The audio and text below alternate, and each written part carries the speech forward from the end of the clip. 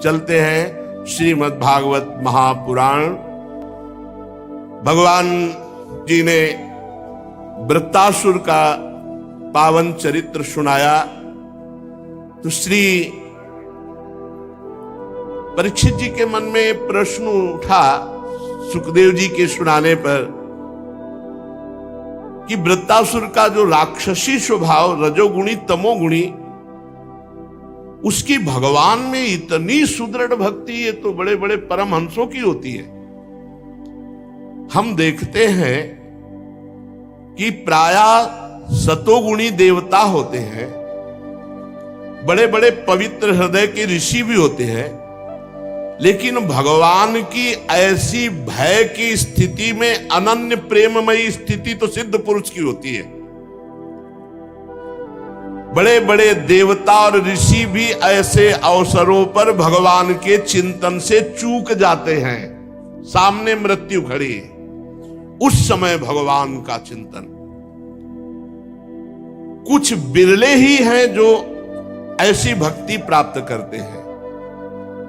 प्रायः साधन करके मोक्ष प्राप्त करने वाले तो हजारों हो सकते हैं, लेकिन ऐसी भागवती की स्थिति महामुने करोड़ों सिद्धों में भी ऐसी स्थिति मिलना बड़ा कठिन है, जो एकमात्र भगवान के परायण है। और वो स्थिति हमने देखी वृत्तासुर जी में।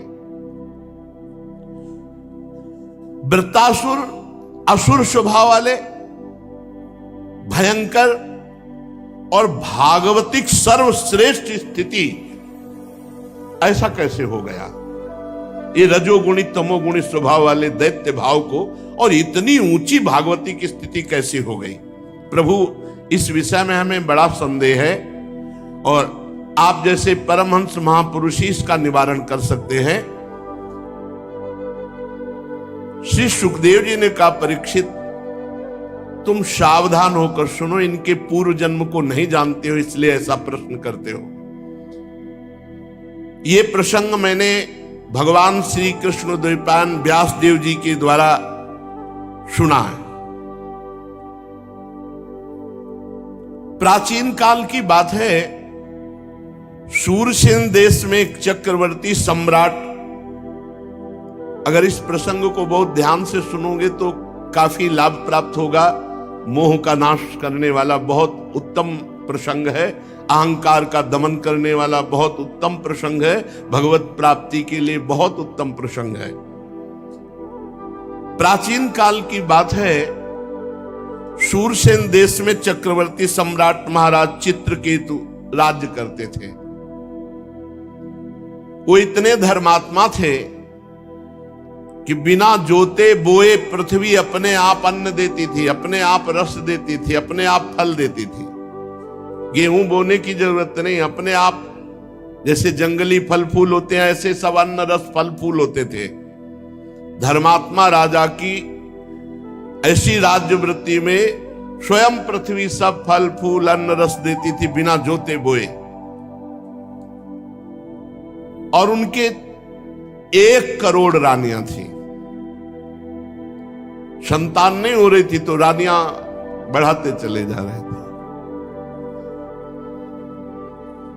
और किसी में भी ऐसी सामर्थ्य नहीं कि संतान उत्पन्न कर दे। इसका आध्यात्मिक भाव समझ लीजिए। चित्त ही चित्रकेतु है और उसकी करोड़ों वृत्तियां ही रानियां हैं, और उसका फल भगवान की प्राप्ति है। अगर वृत्ति भगवान में नहीं लगी तो व्यर्थ ही है। ये करोड़ों वृत्तियां ही रानियां हैं, और चित्रकेतु अर्थात चित्त ही, चित्त की वृत्तियां करोड़ों होती हैं, चित्त एक और चित्त की वृत्तियां करोड़ों, और उसका फल भगवान वासुदेव की प्राप्ति हो जाना, वही संतान की उत्पत्ति है। किसी में भी फल उत्पन्न करने की, संतान उत्पन्न करने की योग्यता नहीं रही। रानियां बढ़ती गई 1 करोड़, कोई संतान नहीं, कोई गर्भ धारण करने की सामर्थ्य नहीं रख रही थी। चित्रकेतु के पास किसी बात की कमी नहीं थी। सुंदरता, उदारता, युवावस्था, कुलीनता, विद्या, ऐश्वर्य, संपत्ति सब कुछ था, पर संतान नहीं। 1 करोड़ रानियां सब बांझ। बड़ी चिंता उनको हुई। सारी पृथ्वी के 1 क्षत्र सम्राट, 1 करोड़ सुंदर रानियां, समस्त वैभव, पर एक भी संतान नहीं। अब उनके हृदय में बहुत जलन, बहुत ताप कि मेरा जीवन व्यर्थ है। जो गृहस्थ है उसके पुत्र संतान नहीं होती, उसको पुत नाम का नरक प्राप्त होता है। अगर भगवान को अपना मानकर भजन कर ले तो हर ऋण से मुक्त होकर परम पद को प्राप्त हो जाता है। कल एक विदेश से आए हुए भगत थे, शायद ऑस्ट्रेलिया या कहां, इसे बोल रहे थे। कह रहे थे हम दो 4 साल से प्रवचन सुन, बड़े अच्छे साधक थे, तो उनका हम भगवान का भजन न करें। मेहनत से कमाते हैं, कभी कोई पाप कर्म नहीं करते, किसी से कोई मतलब नहीं है, अपने परिवार का पोषण करते हैं, जरूरी भगवान का भजन करना, फिर क्या हमें मोक्ष नहीं प्राप्त होगा? हम कहा नहीं, दुर्गति प्राप्त होगी। क्यों? हम कोई पाप कर्म करते हैं? नहीं। पर मालिक की संपत्ति को मुनीम हड़प ले तो सबसे पहले बुद्धि खराब हो गई। भगवान की वस्तु को तुम अपना मान रहे हो और भगवान का स्मरण नहीं कर रहे हो, भगवान को समर्पित नहीं कर रहे, अपराध है। नाथ सकल संपदा तुम्हारी, मैं सेवक समेत सुतनारी, और राधा राधा राधा, और सारे कर्म भगवान को समर्पित। अब मोक्ष हो जाएगा, अब कल्याण हो जाएगा। बोले नियत खराब ना हो तो? नियत तो पहले ही खराब कर दी। मालिक की संपत्ति को अपनी मान करके भोग रहे हो, नियत तो पहले ही खराब कर दी। यही बिना अध्यात्म के सूक्ष्मता को समझे जीव, ऐसा क्या भजन की जरूरत है? हम अपने परिवार, तुम्हारा परिवार है, तुमने पैदा किया है। 1 करोड़ रानियां एक भी पुत्र नहीं पैदा कर पा रहे। भगवान ने तुम्हें दिया, स्त्री दिया, पुत्र दिया, घर दिया, मकान दिया, दुनिया की सब संपत्ति तुम्हें जो दी, तो तदीयम वस्तु गोविंदम तुभ्यमेव समर्पये, उससे भगवान की आराधना करो, भगवान का स्मरण करो। अगर ये नहीं करते हो, नर्तन कर फल विषय न भाई, भजिए राम सब काम ध्याई, तो तुम्हारी नियत खराब है, तुम्हें दंड मिलेगा। बड़े अंदर से जल रहे महाराज चित्रकेतु के 1 करोड़ रानियां, एक भी पुत्र नहीं। जब कोई धर्मात्मा पुरुष परेशान होता है तो महात्मा से मिला दिया जाता है, या तो महात्मा के यहां पहुंचा दिया जाता है या महात्मा उसके यहां पहुंच जाते हैं। तो समर्थ अंगिरा ऋषि और देवर्षि नारद, ये विभिन्न लोकों में विहरण करने वाले महापुरुष, ये पहुंच गए चित्रकेतु के महल में। राजा ने देखा अंगिरा जी पधारे, प्रत्युत्थान अर्घादि अर्पित करके साष्टांग प्रणाम किया, बैठा ला, आतिथ्य सत्कार किया, और चित्रकेतु जी चरणों के समीप बैठ गए। अंगिरा जी ने कहा कि राजा तुम दुखी से दिखाई दे रहे हो, तुम्हारा राष्ट्र, कोष, सेना, परिवार, ये सब ठीक है ना? कौन सी परेशानी, तुम चिंताग्रस्त कैसे हो? और राजन, सुखी वही होता है जो अपने मन को वश में कर लेता है। सब कुछ ठीक हो लेकिन मन वश में ना हो तो जलाता रहता है, उक्लेश देता रहता है। बड़े बड़े लोकपाल भले अधीन हो जाएं, लेकिन अगर मन अधीन नहीं हुआ तो वो असंतुष्ट जलता रहेगा। तुम संतुष्ट नहीं हो, क्या बात है? क्योंकि असंतुष्टता का कारण कामना होती है। तुम्हारे मुख पर चिंता स्पष्ट झलक रही है, असंतोष झलक रहा है, स्वयं तुम ही उसके कारण हो। क्या कामना कर बैठे हो? महाराज अंगिरा ऋषि तो त्रिकालज्ञ थे, पर उनके मुख से कहलाना चाहते थे। सम्राट चित्रकेतु ने कहा, भगवान, जिन योगियों की तपस्या ज्ञान धारणा ध्यान समाधि के द्वारा सारे पाप नष्ट हो चुके हैं, जिनका जीवत्व नष्ट हो चुका है, वो त्रिकालज्ञ होते हैं। उनको अंतर और बाहर दोनों बातें पता होती है, और वो बातें आपको पता है। मैं जानता हूं आप त्रिकालज्ञ महापुरुष हैं। ऐसा होने पर भी जब आप जानबूझकर मुझसे ही सुनना चाहते हैं, तो मैं आपकी आज्ञा मान करके निवेदन करता हूं। मुझे पृथ्वी का एक छत्र साम्राज्य प्राप्त है, ऐश्वर्य प्राप्त है, संपत्तियां प्राप्त हैं, लोकपाल भी जिनके लिए लालायित रहते हैं ऐसे भोग प्राप्त हैं। 1 करोड़ रानियां हैं, फिर भी एक भी संतान नहीं।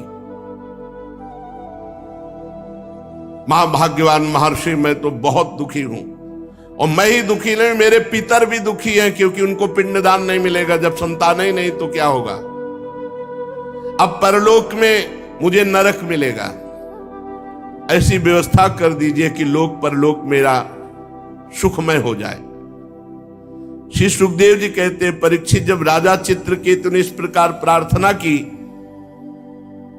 तो सर्व समर्थ एवं परम कृपालु ब्रह्मपुत्र भगवान अंगिरा ने त्वष्टा देवता के योग्य चरु निर्माण करके उनका यजन किया,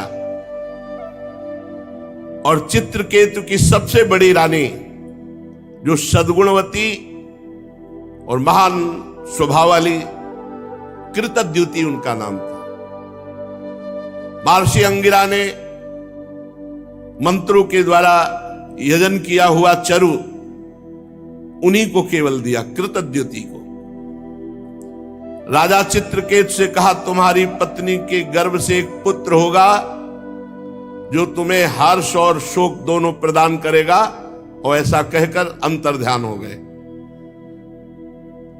चित्रकेतु को एक बात केवल सुनाई दी, तुम्हारे पुत्र होगा। आगे की बात नहीं सुनाई दी, जो हर्ष और सुख प्रदान करने वाला होगा। महारानी कृतद्युति प्रसाद को जो मंत्र से अभिषिक्त था पाया और गर्भ धारण किया। अब तो रोज चित्रकेतु के हृदय में अपार आनंद, और सीधे राजकाज करके कृतद्युति के ही महल में जाना। कृतद्युति का गर्भ शुक्ल पक्ष के चंद्रमा के समान दिनों दिन क्रमशः बढ़ने लगा। समय आने पर महारानी कृतद्युति के गर्भ से एक सुंदर पुत्र हुआ।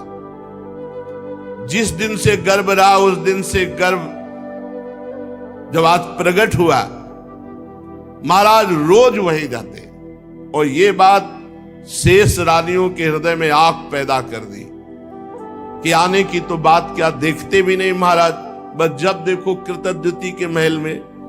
अब जब पुत्र हुआ तो महाराज ने राजकाज में भी जाना कम कर दिया, बस इतने आनंदित पुत्र के लाड़ प्यार में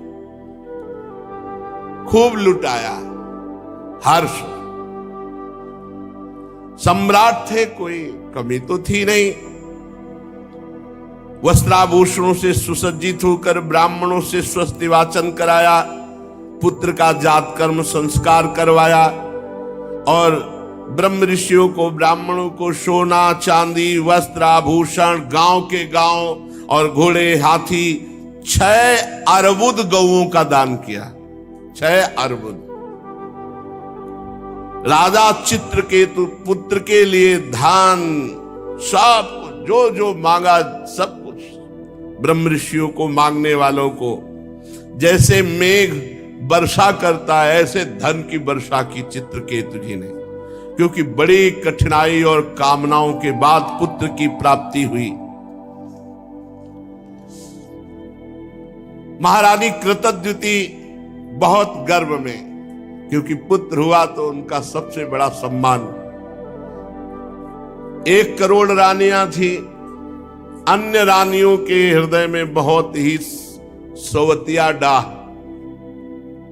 ये बहुत जलन वाला होता है।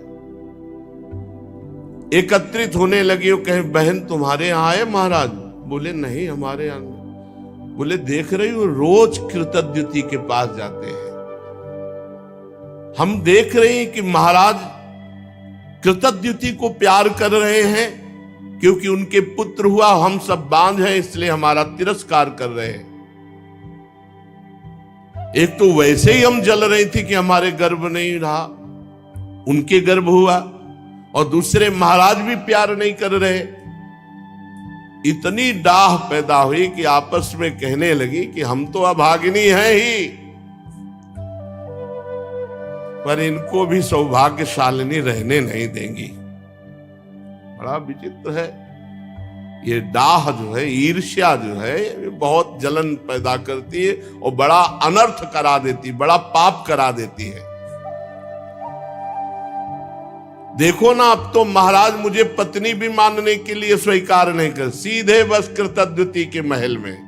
सचमुच हम सब धिक्कार के योग्य हो गई। देखो, हम तो दासियों के समान भी नहीं रही, हम लोग बड़ी अभागिनी हैं। बार बार तिरस्कार पा करके भी सह रही इस तिरस्कार। अब सबने कृतद्युति के प्रति द्वेष प्रकट किया, और द्वेष डाह से बुद्धि मारी जाती है। उनके हृदय में क्रूरता छा गई और सबने एक संगोष्ठी बैठा ली अन्य रानियों ने, और कर कहा कि अगर राजे कुमार मार दिया जाए तो कृतद्युति जो फूली फूली घूम रही है ये सब ठीक हो जाएगा। देखो ईर्ष्या कौन सा रूप धारण करती है। नन्हे राजकुमार को मारने का प्लान बना लिया, संकल्प कर लिया। अब प्रायः धाय मां राजकुमार की सेवा में कई लगी रहती थी। एक धाय को संपत्ति और भय, संपत्ति दिया और भय कि अगर नहीं करेगी तो तेरे मृत्यु दंड दिलाएंगे। तो वो तो रानियां ही हैं। भयभीत होकर के बच्चे के दुग्ध में हलाहल जहर डाल करके पिला दिया गया। देखो ईर्ष्या के कारण इनको ये ध्यान नहीं रहा कि महाराज की हालत क्या होगी। अपने हृदय की जलन मिटाने के लिए कितना बड़ा अनर्थ कार्य कर दिया कि पूरे राज्य का भविष्य उन्होंने चौपट कर दिया। अब जब बच्चा सो रहा है तो नजदीक जाकर कृतद्युति लौट आती। हाल तो बहुत आनंद से सो रहा है, इधर उधर डोलती, लेकिन बहुत समय हो गया। तब धाय से कहा उठाकर ला बालक को, जो आज्ञा। धाय उस बालक को देखकर चीख पड़ी, क्योंकि अलग अलग धाय होती थी। पूरा नीला शरीर पड़ चुका था। हाय हाय चिल्लाने लगी और मूर्छित सी हो गई। धाय की दशा देखकर रानी दौड़ करके गई और देखा पूरा शरीर नीला, क्योंकि इतना जोर का जहर दिया गया था कि बचने की संभावना ना हो।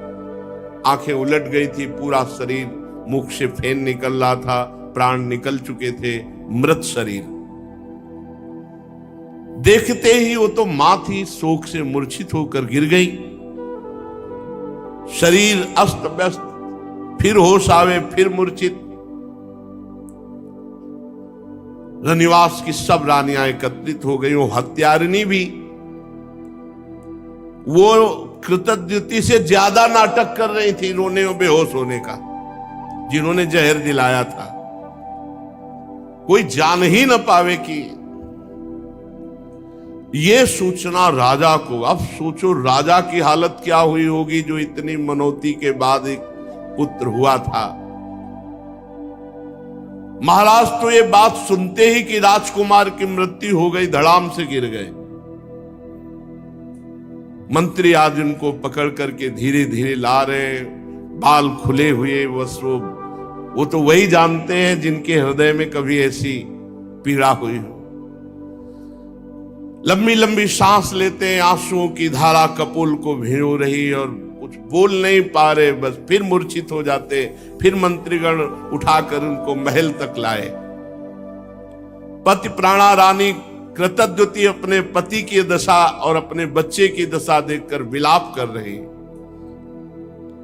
महारानी की भी स्थिति, महाराज की स्थिति, पूरा नगर व्याकुल, पूरा महल हाहाकार।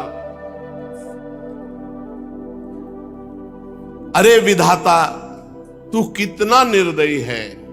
कृतद्युति जी कहती है, तू अपनी सृष्टि के प्रतिकूल चेष्टा करता है। बड़े आश्चर्य की बात है, हम बूढ़े तो जिंदा बैठे, हमारा बच्चा पधार गया।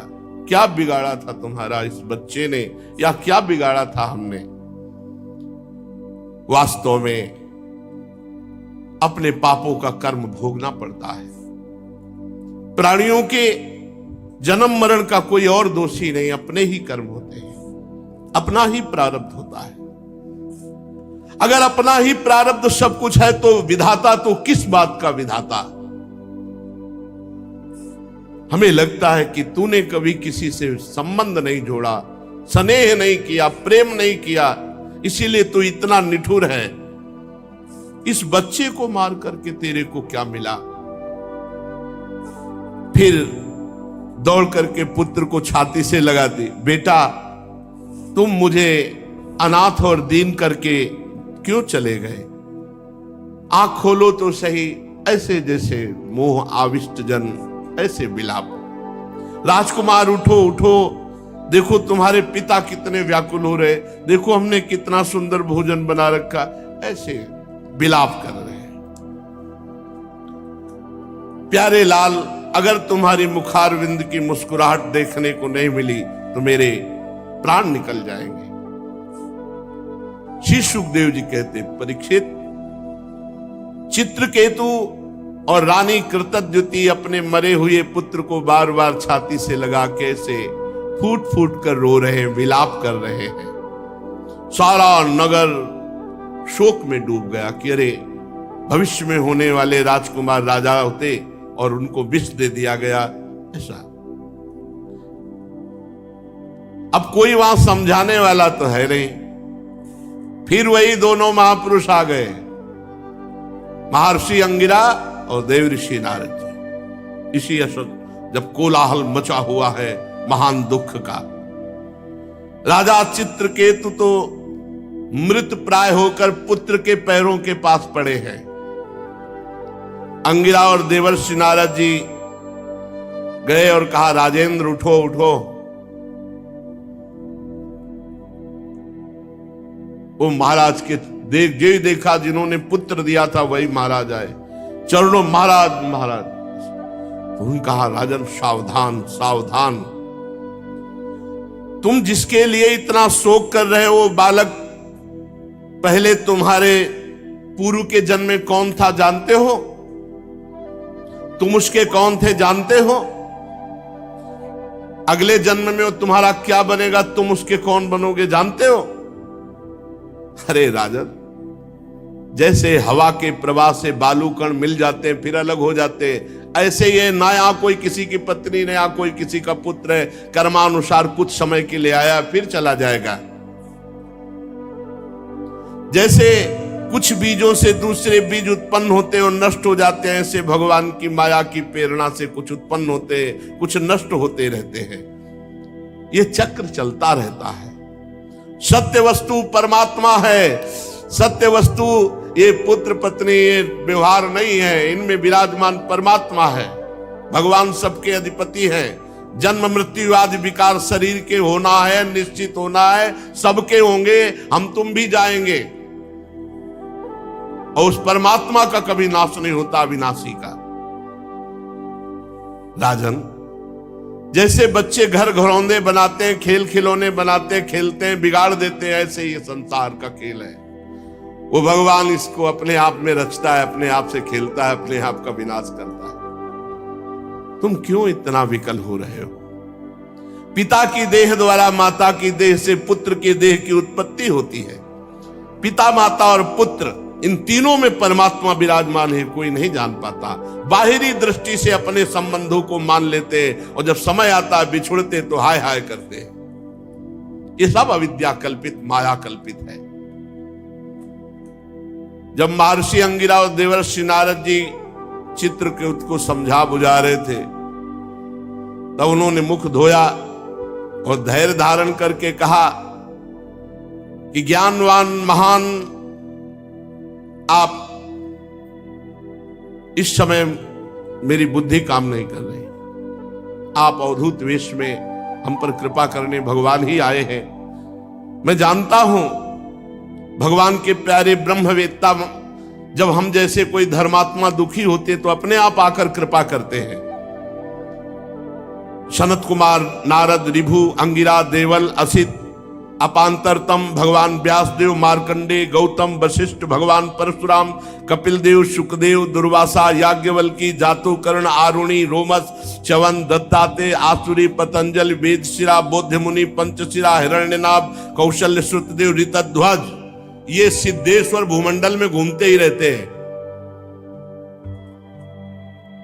जब किसी धर्मात्मा पुरुष को कोई विपत्ति आती है तो किसी न किसी रूप में बदल कर आते हैं और उसका सहयोग करते हैं, ज्ञान उपदेश करते हैं। हमें लगता है आप लोग हमें ज्ञान उपदेश करने के लिए आए हो।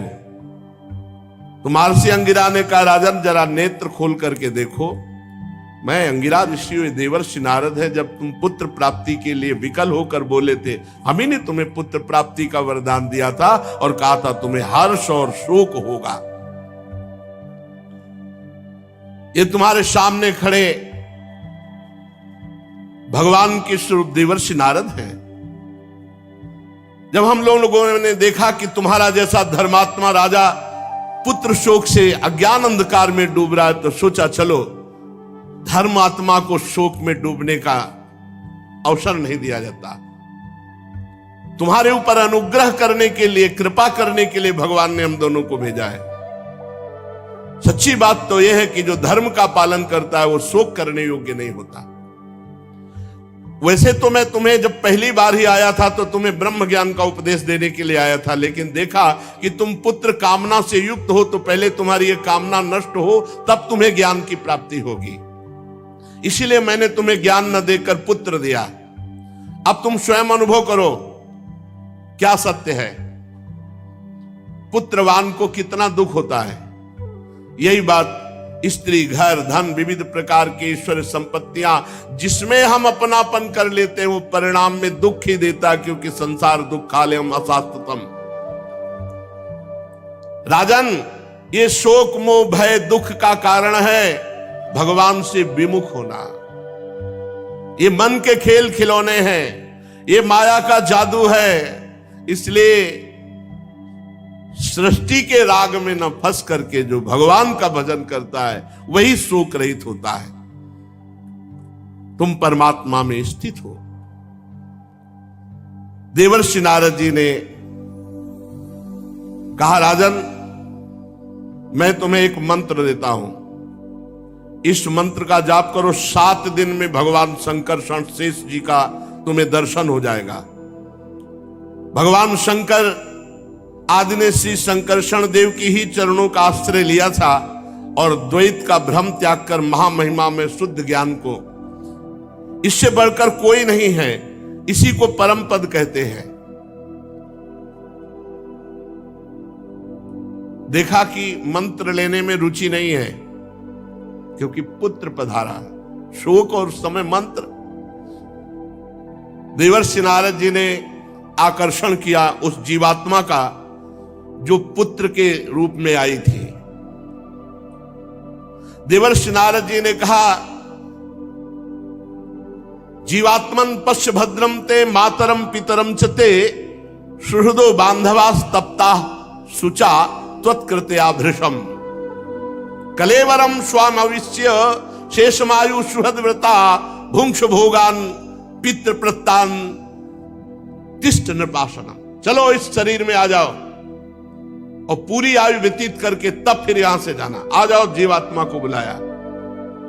ये देखो तुम्हारे पिता कैसे व्यतीत हो रहे हैं, माता कैसे, और सब पूरा महल कैसा रो रहा है। आओ और पिता के दिए हुए भोगों को भोगो, और मैं कह रहा हूं पूरी आयु व्यतीत करो। चलो अपने शरीर पे आ जाओ।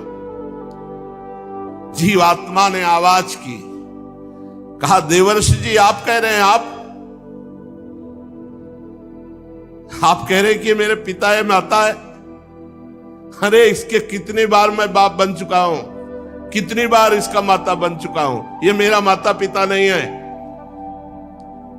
ये कितनी बार भाई बन चुका है, कितनी बार नाती बन चुका है, कितनी बार हमारा शत्रु बन चुका है, ये कितनी बार हमसे उदासीन हुआ है, कितनी बार हमसे द्वेष किया है। अपने कर्मानुसार मैं आज इसका पुत्र बना था, बस इतने समय के लिए, ये मेरा कोई नहीं है। जैसे व्यापारी के पास से सामान एक के पास दूसरे के पास जाती रहती है, ऐसे कर्मानुसार जीव एक के पास दूसरे के पास जाता रहता है। विचार करने से पता चलता है। 4 दिन इसके यहां जन्म ले लिया, ये हाय हाय करके कह रहा है मेरा पुत्र मेरा पुत्र।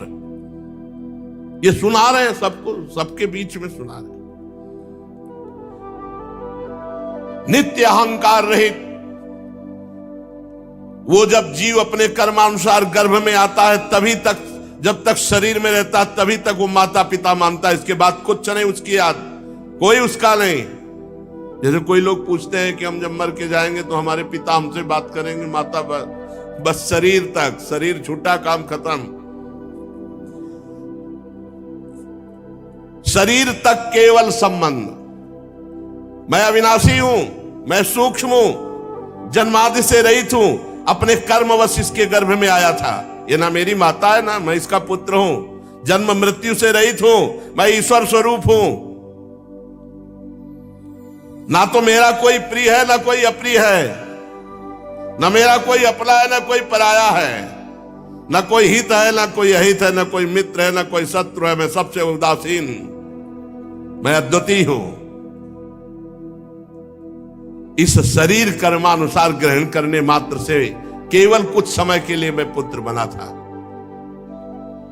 राजा से कहा सुनो, और देवर्षि नारद जी से जीवात्मा ने कहा कि अब इस शरीर, गंदे शरीर को मैं स्वीकार नहीं करता। राजा ने कहा कि जाओ जाओ, मोह नष्ट हो गया। क्योंकि जब ज्ञान की बात सुनी, जीवात्मा ऐसा कहकर अंतर ध्यान हो गया, राजा का मोह बंधन कटा। फिर उन्होंने मंत्र लिया। पहले मंत्र, मोह गए बिनु राम पद होई न दृढ़। बहुत मोह विचित्र होता है। अब तो राजा ने उदासीन होकर के कहा इसका जात संस्कार कर दो। शरीर का और दैहिक क्रियाएं पूर्ण की गई। राजा ने दुस्त्यज स्नेह का त्याग किया, और जिन रानियों ने बच्चे को विष दिया था वे सब बाल हत्या के कारण श्रीहीन हो गई। अब तो हाय हाय उनके हृदय में जलन, अब उसका पाप का सब चिल्ला चिल्ला कर कहने लगे कि मैंने विष दिया। पाप छुपता नहीं, वो नष्ट करता है।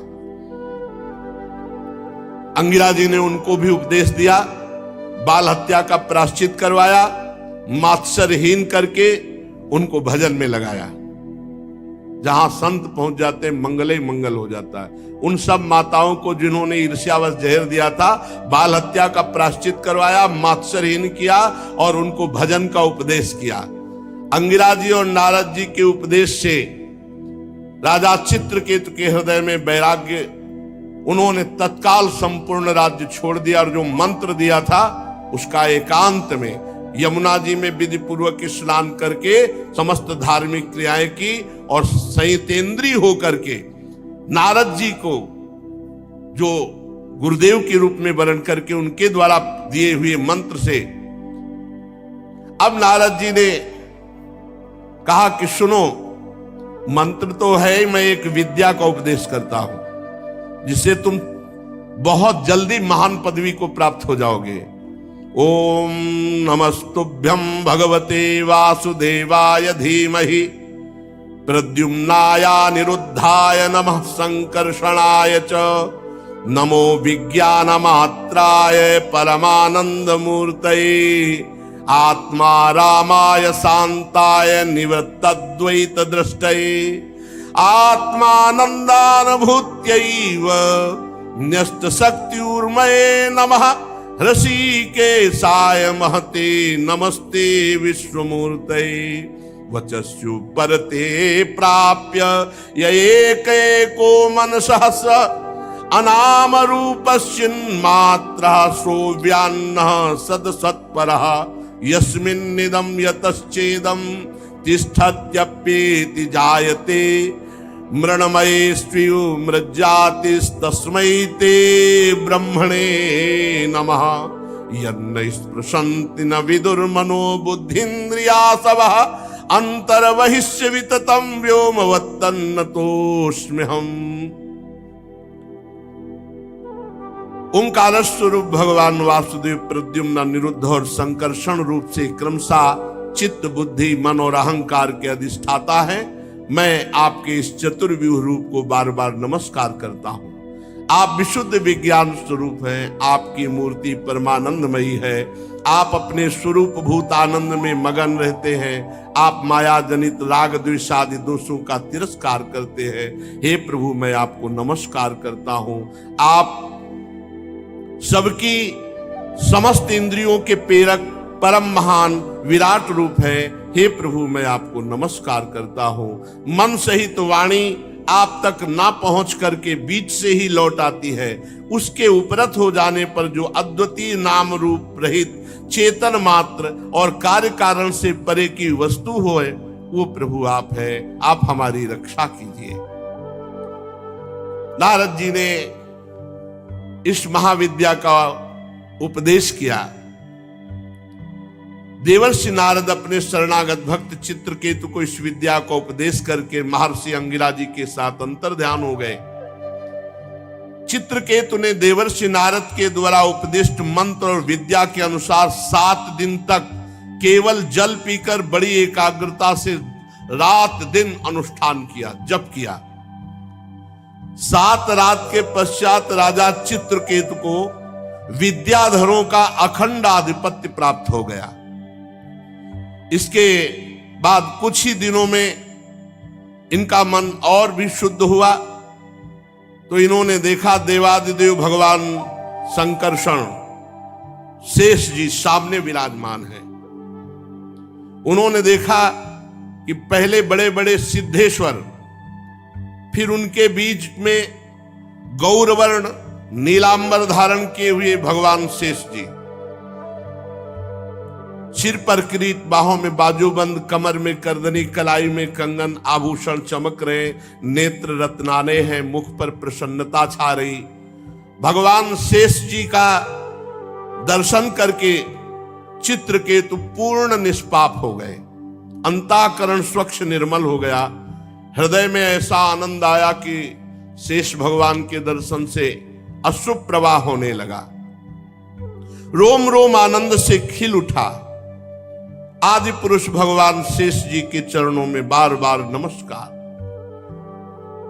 आंखों से आंसू टपक रहे, बार बार भगवान के चरणों में प्रणाम कर रहे हैं।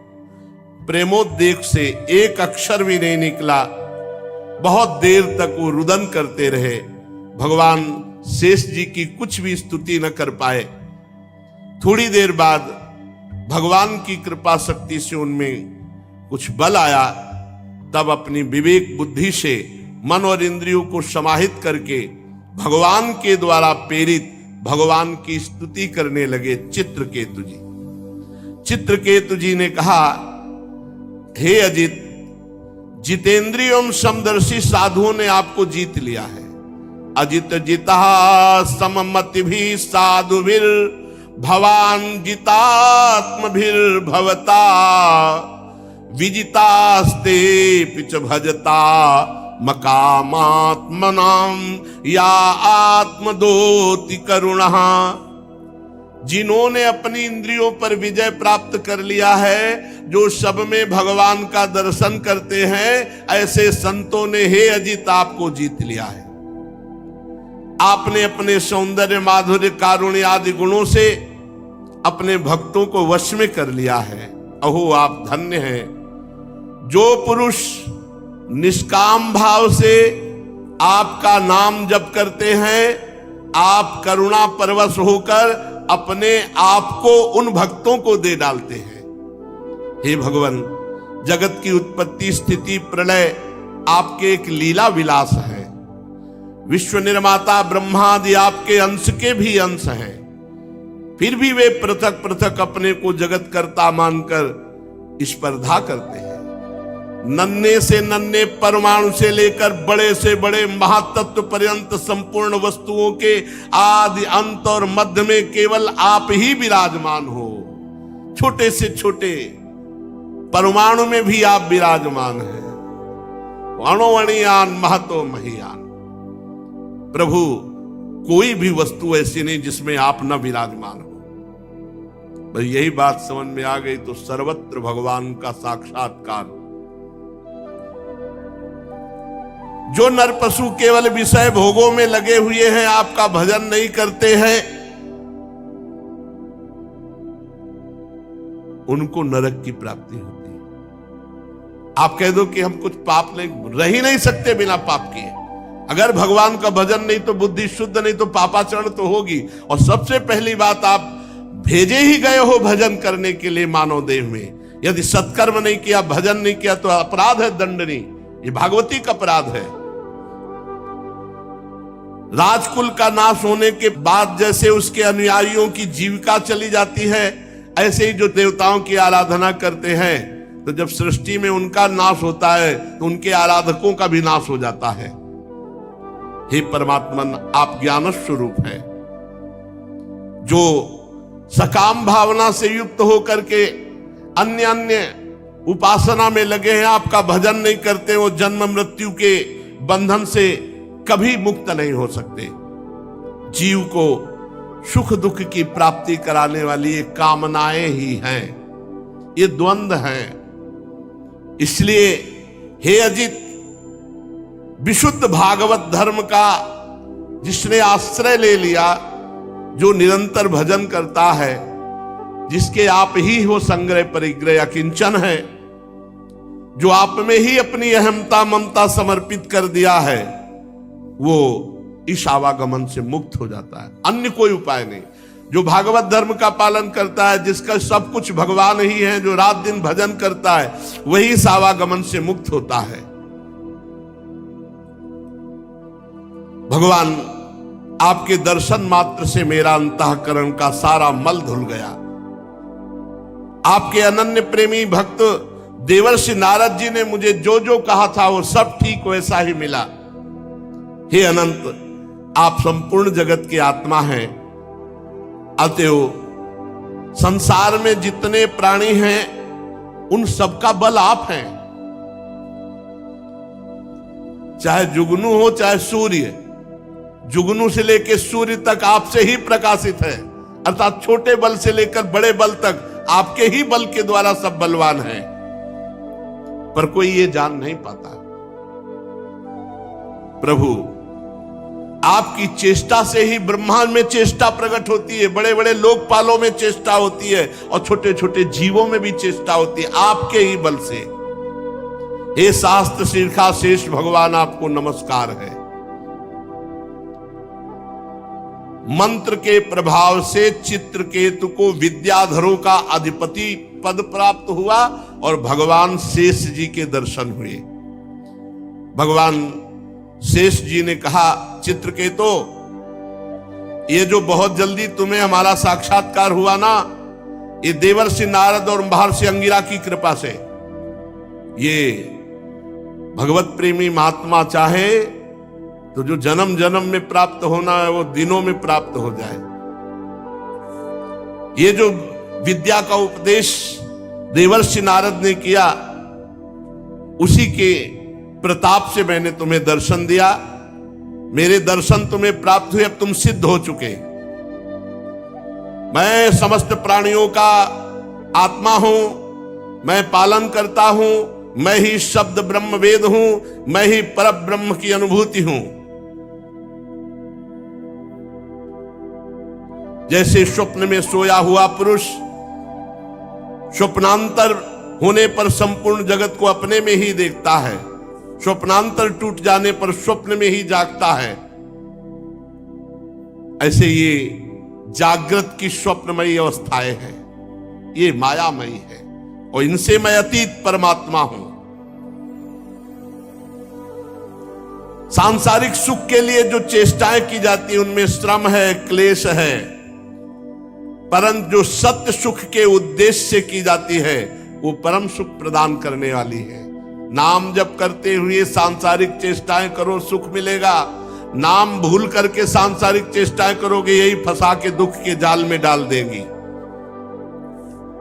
जो मनुष्य अपने को बहुत बुद्धिमान समझता है और मेरा भजन नहीं करता, कर्म के पचड़ों में फंसा रहता है, उसे विपरीत फल मिलता है। समझ लेना चाहिए, ये समझ लेना चाहिए, भजन करना अति अनिवार्य है। भजन नहीं करोगे तो दुख मिलेगा, दंड मिलेगा।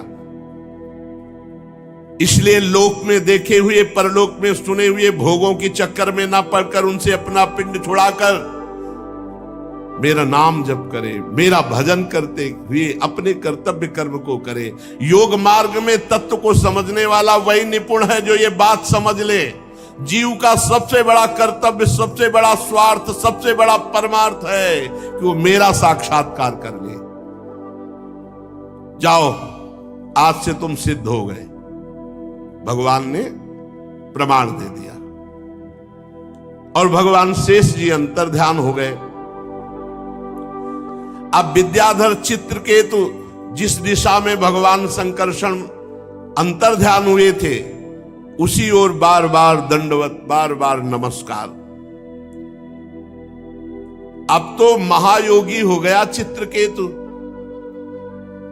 विद्याधरों का अधिपति और भगवान संकर्षण का कृपा पात्र।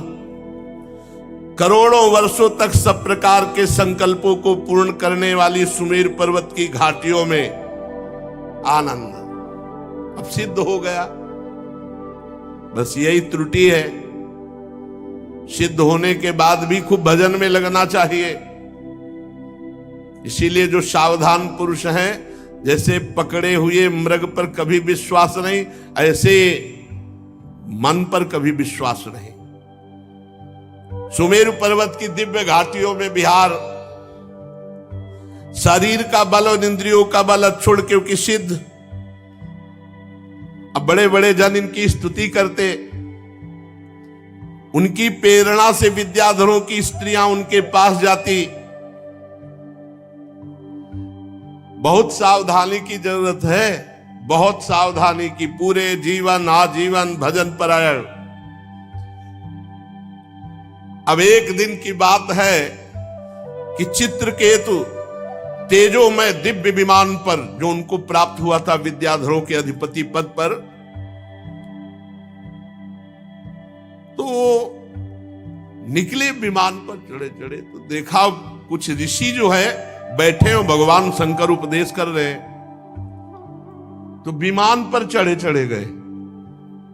अरे थोड़ा तो बुद्धि ठिकाने रहनी चाहिए, ये अहंकार आ गया। देखो, भगवत साक्षात्कार के बाद भी अगर भजन में त्रुटि हो गई तो किसी और की माया नहीं, उन्हीं की माया है, उतने पे भी भ्रम पैदा कर देगी। ये भी बात समझ लो। इसीलिए जो सिद्ध महापुरुष होते हैं रात दिन भजन में लगे रहते हैं, भजन से नहीं हटते। ये नहीं कि सिद्ध हो गए तो अब चलो सुमेरु की घाटियों पर विहार करते हैं। देख लो, उद्दंडता नहीं गई महाराज चित्रकेतु की, बहुत जल्दी सिद्ध हो गए। 7 दिन में तो अधिपति पद प्राप्त हो गया, क्योंकि ऋषि कृपा हो गई। सत्संग बराबर मिलना चाहिए, भजन बराबर होना चाहिए। ने सिद्धों की भी बुद्धि में फर्क डाल देती माया। ज्ञानी नाम चेता से देवी भगवती हिसाब बलादा कृष्ण मोहाय महामाया प्रेक्षति। उन्होंने विमान पर चढ़े चढ़े देखा कि बहुत से मुनियों की सभा लगी हुई है, बड़े बड़े सिद्ध बैठे हुए हैं, और भगवान शिव आसन पर बैठे हुए, और भगवती पार्वती जी बामांग की गोद में विराजमान है। भगवान शिव की बाईं जंघा पर अंबा पार्वती जी विराजमान है, और बड़े बड़े ऋषि मुनियों के बीच में बैठे हुए उपदेश कर रहे हैं। चित्रकेतु विमान पर चढ़े चढ़े ही पहुंच गया। अरे इतना तो हो साला चाहिए कि तुम्हारे से ज्यादा सिद्ध वहां जमीन में बैठे हैं, और सब सिद्धों के गुरु भगवान शंकर। तो ये विमान ही पे चढ़ा गया नीचे। विमान को ऐसे नीचे, मतलब जमीन में नहीं उतारा, ऐसे बीच इच्छाधारी विमान होते, जो आप इच्छा करो वैसे विमान। तो वैसे भगवान शंकर के समकक्ष विमान लेके गया। बड़ा भारी अपराध है, बड़ा भारी अपराध। विमान पर चढ़े चढ़े उनके पास गया और पार्वती जी तरफ देख करके हंसने लगा और जोर जोर से कहने लगा, एस लोक गुरु साक्षात धर्मम वक्ता शरीरिणाम आस्ते मुख्या सभायाम वै मुथुनि भूय भार्यया जटाधर तीव्र तपा ब्रह्मवादि सभापति अंगीकृत स्त्रियम चास्ते गत ही प्राकृतो यथा। वो तो थोड़ा और अशुद्ध शब्द बोल रहा है। विमान पे चढ़े थे, बुद्धि भ्रष्ट हो गई।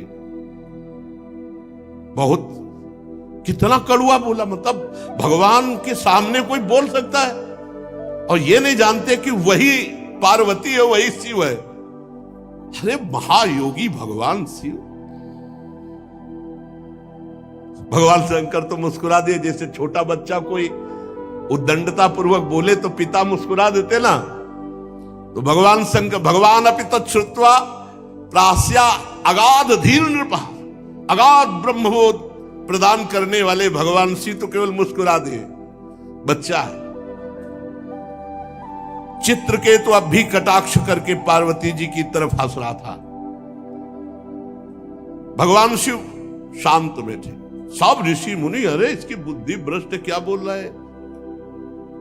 अरे सनकादि अब ऋषि मुनि हुआ, कोई ये थोड़ी है कि सब सिद्ध भगवत प्राप्त महापुरुष वहां बैठे, ब्रह्मबोध चर्चा हो रही।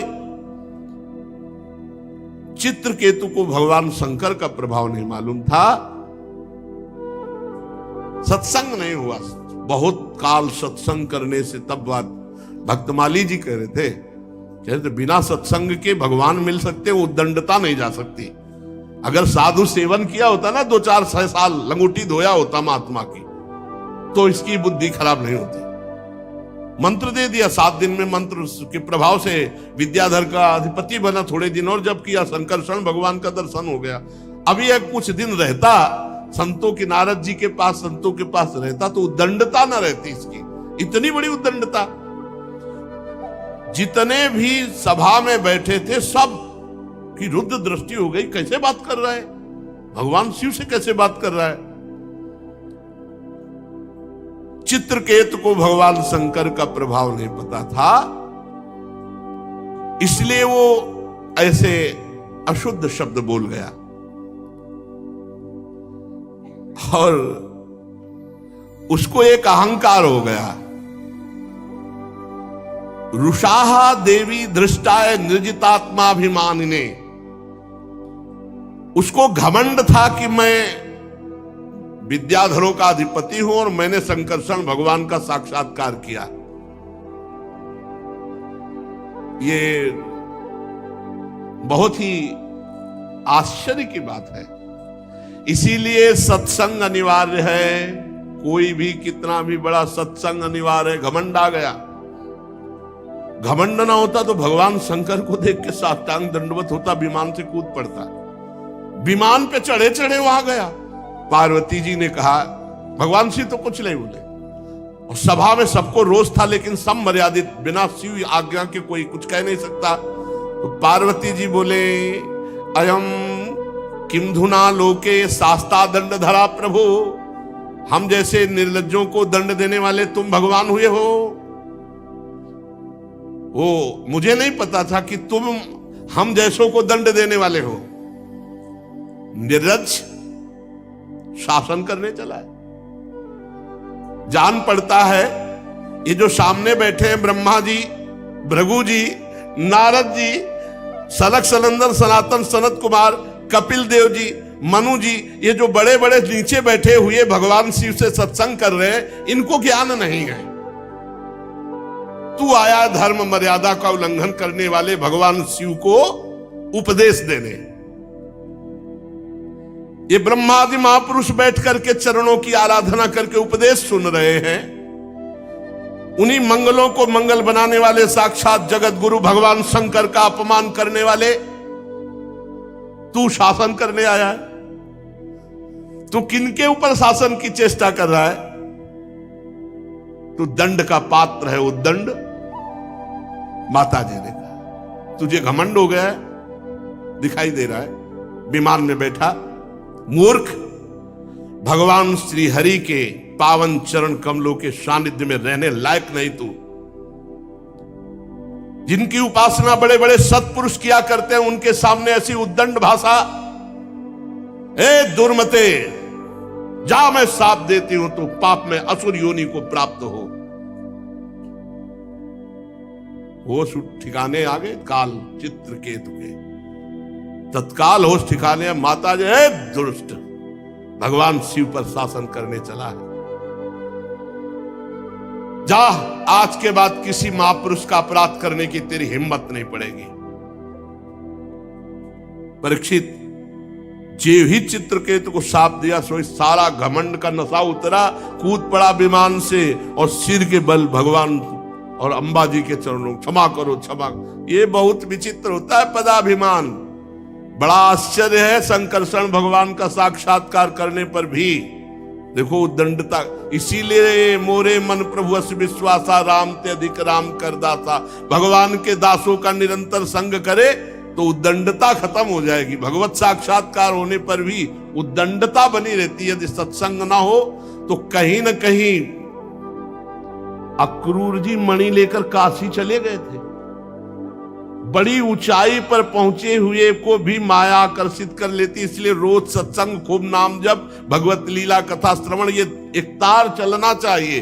अंतर पड़ा तो सिद्धों को भी चपेट में ले लेती है माया, कोई साधारण नहीं। चित्रकेतु खोपड़ी के बल माता अंबा और भगवान शिव। अब चित्रकेतु हाथ जोड़कर बार बार कांपता हुआ, प्रतिग्रहणामिते शापो मात्मनोंजल नामिके। माता पार्वती जी, मैं हाथ जोड़कर आपका साप स्वीकार करता हूं, पर आपको प्रसन्न करना चाहता हूं। माता, आपने जो शाप दिया मैं स्वीकार करता हूं, पर एक प्रार्थना है देवी। ऐसी भाषा बदल गई, अभी तक कैसे बोल रहे थे, बहुत गुस्सा वाली बात बोल रहे थे, उसमें जो लिखा हमने नहीं बोला, बहुत गुस्सा वाली बात बोल रहे थे। अरे भगवान शिव को ऐसे शब्दों से, पर यही दिखाया लीला में कि अगर भजन छूट गया, सिद्धों की गणना में आकर के मनमानी सिद्ध ही, तो फिर बुद्धि भ्रष्ट हो जाती है और कहीं ना कहीं अपराध बन जाता है बड़ों के प्रति। अब कह रहे हे अंबा, जीव अज्ञान से मोहित हो जाता है। बिल्कुल सही बात है, संसार चक्र में अपने अज्ञान के कारण भटकता है, सदा सर्वदा सर्वत्र सुख दुख भोगता रहता। माता जी, अब हे देवी, हे माता जी, हे, अब भाषा बदल गई। माता जी, सुख दुख को देने वाला ना तो अपना आत्मा है और ना कोई दूसरा है, वही अज्ञान ही है। अपने अथवा दूसरे को सुख दुख का जो कर्ता मानता है वो अज्ञानी है, क्योंकि अज्ञान ही मूल इसका है। माता जी, ये जगत सतोगुण रजोगुण तमोगुण के स्वाभाविक प्रवाह में है। इसमें क्या साप, क्या अनुग्रह, क्या स्वर्ग, क्या नर्क, क्या सुख, क्या दुख, ये सब अज्ञान के खेल के कारण भोगना पड़ता है। ये माया ही बंधन मोक्ष और सुख दुख की रचना करती रहती है। माता जी, भगवान श्री हरि सब में सम, मायादि मल से रहित है। उनका कोई प्रिय अप्रिय, कोई अपना पराया नहीं है। तथापि उनकी माया शक्ति से ऐसे कार्य बन जाते हैं जिनके कारण दुख भोगना पड़ता है। देवी, ये जो मैं विनय कर रहा हूं आपसे, साप से मुक्त होने के लिए नहीं कर रहा हूं। मैं ये चाहता हूं कि मेरी अनुचित चेष्टा, मेरी अनुचित जो बात हो गई, उससे आपको जो दुख हुआ उससे मैं क्षमा याचना चाहता हूं। भगवान शंकर अब बोले, माता जी शिव बोले, सुंदरी, दिव्य लीला विहारी भगवान के निष्प्रिय उदार हृदय दासानुदास की महिमा तुम अपने आंखों से देख लो। जो लोग भगवान के शरणागत होते हो किसी से नहीं डरते। भगवान शिव का कैसा अगाध, कितना प्रेम है हरि से, कि देखो महिमा देखो उनकी। ये उन्हीं की महिमा से विमान पे चढ़े चढ़े हमें डांट रहा था, ये उनकी महिमा है। सुंदरी, दिव्य लीला विहारी भगवान के निष्प्रय और उदार हृदय दासानुदासों की महिमा तुमने अपनी आंखों से देख ली। ये भगवान की महिमा, श्री हरि की महिमा। इसमें भगवान शिव गुस्सा नहीं हो रहे, वो महिमा देख रहे श्री हरि की। जो लोग भगवान के शरणागत होते हैं देवी, वो किसी से नहीं डरते, क्योंकि उन्हें स्वर्ग मोक्ष नर्क इन सब में एक भगवान की ही कृपा दिखाई देती है। उनको कोई डर नहीं है। जीवों को भगवान की लीला से ही देह का संयोग होने के कारण सुख दुख जन्म